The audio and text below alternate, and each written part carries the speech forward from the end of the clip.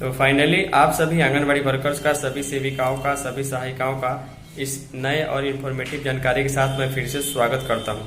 आज के लिए बिहार आंगनबाड़ी के संबंध में, सेविका सहायिका के संबंध में, चाहे उनके मानदेय की खबर हो, पोषाहार राशि की खबर हो, गोदभराई अन्नप्राशन मोबाइल रिचार्ज के पैसे की खबर हो, नए मोबाइल खरीद के संबंध में कोई जानकारी हो, मकान किराए के संबंध में कोई जानकारी हो, आईसीडीएस से कोई नया लेटर हो, किसी प्रकार का नया काम हो, पोषण ट्रैकर ऐप का कोई अपडेट हो, ऑनलाइन ऑफलाइन काम हो, समीक्षात्मक बैठक हो या औचक निरीक्षण हो, इसके रिलेटेड जो आज के लिए खबर है, बिना टाइम वेस्ट की हम आगे आपको दिखाएंगे कि बिहार में की खबर आज के लिए आंगनबाड़ी के रिलेटेड क्या है, जो आपके लिए इन्फॉर्मेटिव है। बिना टाइम वेस्ट के चलिए खबर की ओर चलते हैं। तो फाइनली ध्यान दीजिएगा, बिहार के किशनगंज जिले से हमें खबर प्राप्त हो चुकी है। कन्फर्मेशन प्राप्त हुई है कि आंगनबाड़ी में पोषण ट्रैकर ऐप पर ही कामकाज होगा और ये कामकाज पहले से ही हो रहा है, लेकिन फिर से ये खबर क्यों प्रकाशित की गई है, तो आज के सुबह 11 बजे की खबर में हम आपको ये क्लियर करने जा रहे हैं। देखिए, छोटा शीर्षक है, लिखा गया है, डिजिटल व्यवस्था से बढ़ेगी पारदर्शिता और घटेगा सेविकाओं का कार्यभार। यानी कि कहीं ना कहीं सरकार का ये कहना है कि अगर हम पोषण ट्रैकर ऐप से ही ऑनलाइन सारा काम कराएंगे तो बहुत सारा रजिस्टर और बहुत सारी चीज़ों को हाथ से मेंटेन करने की और डेटा सुधार करने की, अपडेट करने की ज़रूरत नहीं रहेगी, क्योंकि ऑटोमेटिक जो है पोषण ट्रैकर ऐप में सारी चीज़ें मंथली वाइज जो है वो आगे अपडेट हो जाती हैं।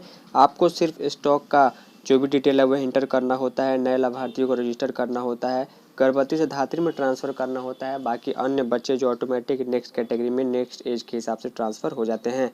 देखिए, यहाँ पर आंगनबाड़ी केंद्र में मौजूद बच्चों का फोटो दिया गया है। लिखा गया है, डिजिटल इंडिया अभियान के तहत आंगनबाड़ी केंद्रों में अब कागजी कामकाज की तरह ऑनलाइन व्यवस्था लागू की जा रही है। कागजी कामकाज की जगह अब ऑनलाइन व्यवस्था जो है, इसके तहत आंगनबाड़ी केंद्र में उपयोग होने वाले 11 भौतिक रजिस्टर बंद कर दिए गए हैं। ये बंद करने का लेटर मैंने आपको 4-5 दिन पहले दिखाया था। कन्फर्मेशन के लिए और कन्फ्यूजन नहीं रहे, इसके लिए न्यूज़पेपर में अलग अलग जिलों के लिए खबर आ चुकी है। लिखा गया है कि सारे काम जो है पोषण ट्रैकर एप्लीकेशन के माध्यम से किए जाएंगे।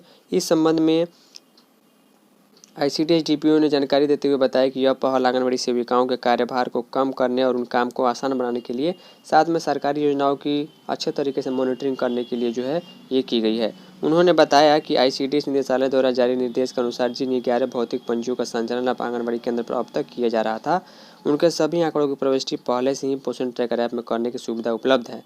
साथ ही संबंधित प्रतिवेदन को इसी ऐप के माध्यम से प्राप्त भी किए जा सकते हैं। ऐसे में अब भौतिक रजिस्टर के रखरखाव की आवश्यकता समाप्त हो गई है। डीपीओ ने बताया कि निर्देश के बाद सभी सीडीपीओ को पोषण ट्रैकर ऐप में ही 11 पंजियों को अपडेट करने तथा सभी आंगनबाड़ी केंद्रों में डिजिटल व्यवस्था सुचारू रूप से लागू करने का निर्देश दिया गया है, जिससे सेविकाओं को काम में बड़ी राहत मिलेगी। कागजी कामकाज घटेगा और मॉनिटरिंग और अच्छे तरीके से प्रभावी हो पाएगा। किन रजिस्टर्स को बंद किया गया है, लिखा गया है कि परिवार सर्वेक्षण, फैमिली सर्वे जो पोषण ट्रैकर ऐप में अवेलेबल है, पोषाहार वितरण, टीएचआर एंट्री के संबंध में, वैक्सीनेशन के संबंध में, होम विजिट के संबंध में, बच्चों की जीएमडी समेत 11 भौतिक रजिस्टर जो है अब बंद कर दिए गए हैं। अच्छी बात यह है कि जिन सेविकाओं ने इसको अच्छे तरीके से टाइम टू टाइम अपडेट करना सीख लिया, उनको मोटा मोटा रजिस्टर और सारा रिकॉर्ड संभाल के रखने की ज़रूरत नहीं होगी, क्योंकि ऑनलाइन कामों में डेटा हमेशा सेव रहता है और इस डेटा का कहीं से भी जिला स्तर, परियोजना स्तर, केंद्र स्तर, राज्य स्तर से निकाला जा सकता है। तो ये खबर थी आज के सुबह 11 बजे के लिए। उम्मीद करूँगा आपको चीज़ें समझ में आई होंगी। इस वीडियो में इतना ही। धन्यवाद।